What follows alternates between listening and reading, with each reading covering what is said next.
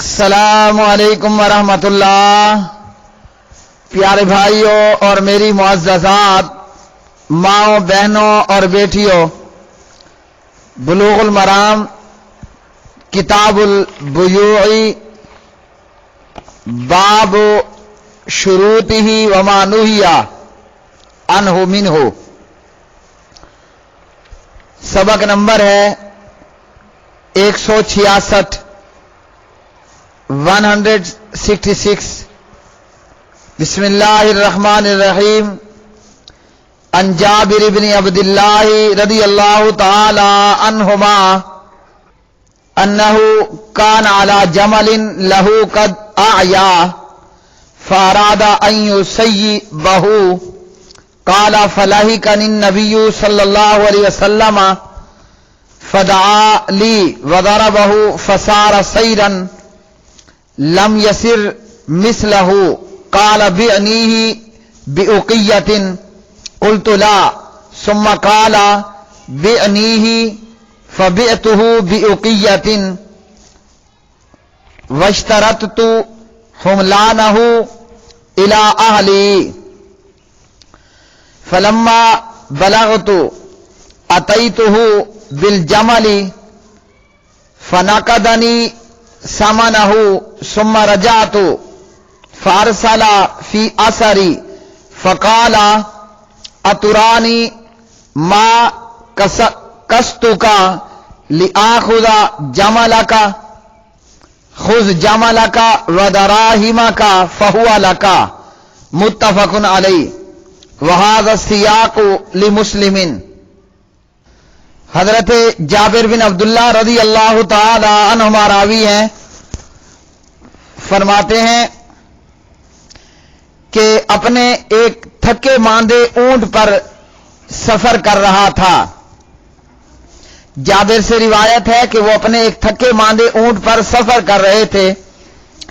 جابر نے اپنے اونٹ کو چھوڑنے کا ارادہ کر لیا۔ جابر رضی اللہ تعالی عنہ کہتے ہیں کہ اتنے میں پیچھے سے نبی علیہ الصلوۃ والسلام مجھے آ کر ملے۔ آپ نے میرے لیے دعا فرمائی اور اونٹ کو مارا تو وہ ایسی تیزی کے ساتھ چلنے لگا کہ اس سے پہلے اتنی تیز رفتار کے ساتھ نہیں چلا تھا۔ پیارے نبی علیہ الصلوۃ والسلام نے فرمایا مجھے یہ اونٹ ایک اکیا چاندی کے عوض فروخت کر دے۔ جابر کہتے ہیں میں نے عرض کی کہ نہیں، یعنی میں نہیں بیچتا۔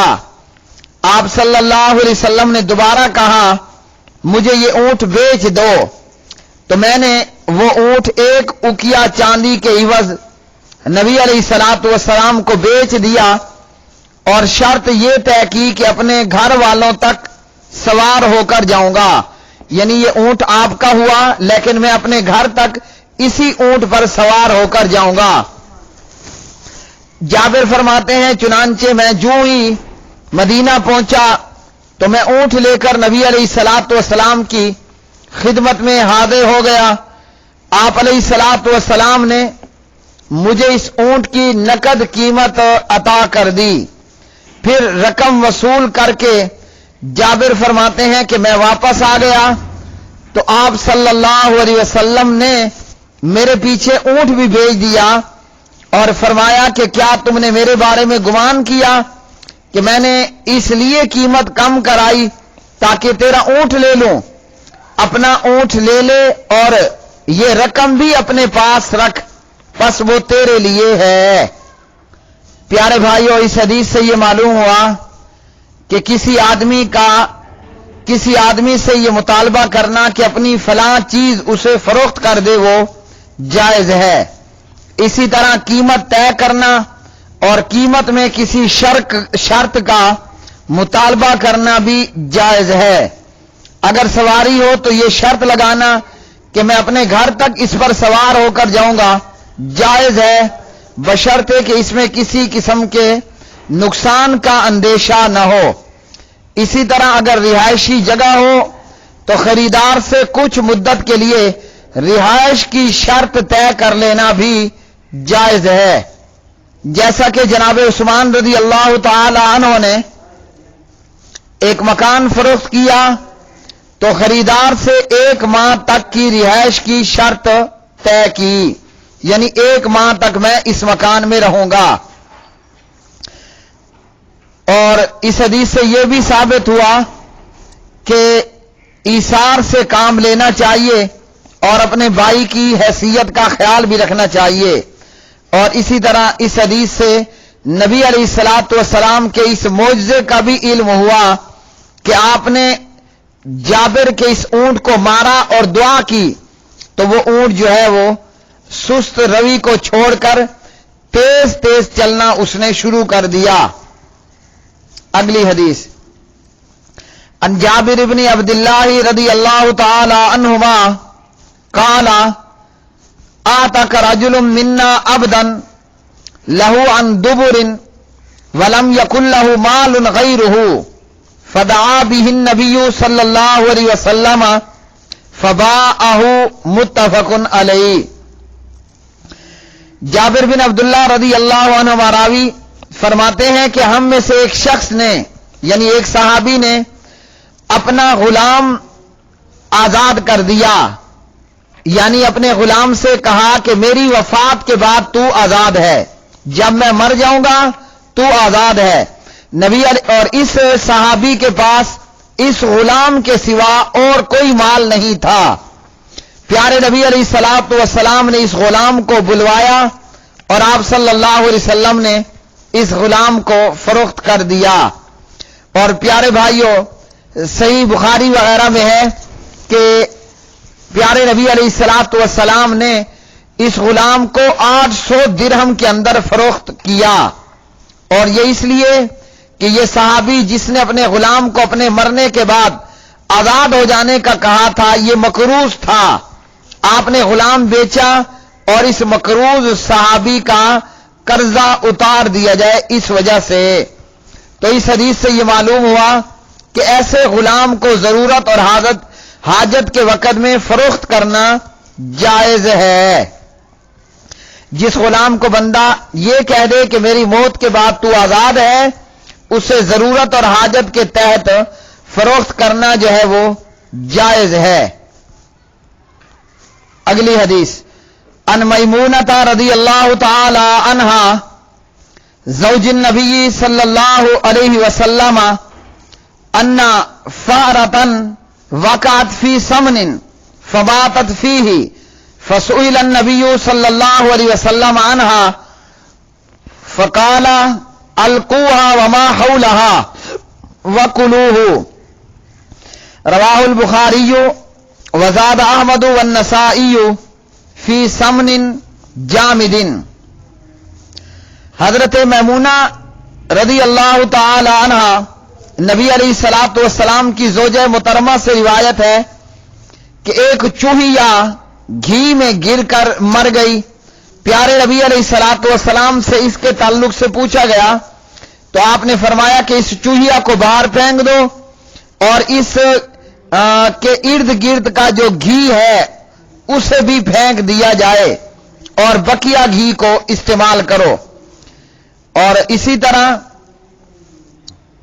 نسائی اور احمد نے یہ اضافہ نقل کیا کہ گھی جو ہے وہ جمع ہوا گھی تھا۔ تو پیارے بھائیو، اس حدیث سے یہ معلوم ہوا کہ اگر چوہیا وغیرہ گھی میں گر جائے اور وہ گھی یا ایسی کوئی بھی چیز جو کہ مایا نہ ہو، جمی ہوئی ہو، تو اس چوہیا یا اس گندی چیز کو پھینک دیا جائے اور اس کے ارد گرد کا تھوڑا بہت گھی وہ بھی نکال کر پھینک دیا جائے، بقیہ گھی کا استعمال کرنا درست ہے۔ اگلی حدیث، ان ابی ہریرہ رضی اللہ تعالی عنہ قال قال رسول اللہ صلی اللہ علیہ وسلم اذا وقعت الفارۃ فی السمن فإن كان جامدا فألقوها وما حولها وإن كان مائعا فلا تقربوه۔ رواہ احمد وابو داود وقد حکم علیہ البخاری وابو حاتم بالوہم۔ حضرت ابو ہریرہ رضی اللہ تعالی عنہ سے روایت، نبی علیہ الصلوۃ والسلام نے فرمایا، جب چوہیا گھی میں گر کر مر جائے اگر تو گھی منجمد ہو، خشک ہو، تو اس چوہیا کو اور اس کے ارد گرد کے گھی کو باہر نکال کر پھینک دیا جائے، اور اگر گھی جو ہے وہ مایا ہو یعنی لیکوڈ ہو تو پھر ایسے گھی کے قریب بھی مت پھٹکو، یعنی کہ اس گھی کو استعمال مت کرو۔ اسے امام احمد اور ابو داؤد نے روایت کیا، اور امام بخاری اور امام ابو حاتم نے اس پر وہم کا حکم لگایا۔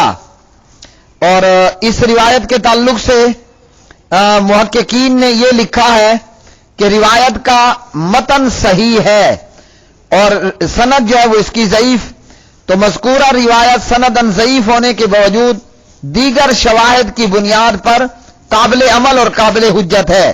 اور جیسے اس سے پہلے کی بخاری کی روایت کے جمے ہوئے گھی میں چوہیا گری، آپ نے چوہیا کو پھینک دینے کا اور ارد گرد کا گھی بھی پھینک دینے کا حکم دیا اور بقیہ گھی استعمال کرنے کا کہا، تو اس حدیث میں ہے کہ اگر چوہیا لیکوڈ گھی کے اندر، مایا گھی کے اندر گر جائے تو اس گھی کو استعمال نہیں کرنا۔ میرے پیارے بھائیوں، آج کے سبق نمبر 166 سے یہ معلوم ہوا کہ بندہ کسی سے از خود یہ کہہ سکتا ہے کہ اپنی چیز جو ہے وہ مجھے فروخت کر دے، اور اسی طرح بیچنے والا جو ہے وہ قیمت طے کرنے کے بعد کوئی شرط بھی لگا سکتا ہے۔ اور اسی طرح آج کے سبق سے معلوم ہوا چوہا یا ایسی کوئی چیز گھی یا کھانے پینے کی چیز میں گر جائے، اگر تو وہ چیز جمی ہوئی ہو تو وہ جو گرا ہے اس میں چوہا ہو یا ایسا کچھ اور، اس کو باہر پھینک دینا چاہیے اور ارد گرد کی چیز بھی۔ اور اگر چوہا یا ایسی کوئی بھی زہریلی اور گندی چیز کھانے پینے کی کسی چیز میں گر جائے اور وہ لیکوڈ مایا ہو تو اس سارے کو پھینک دینا چاہیے۔ وآخر دعوانا ان الحمدللہ رب العالمین۔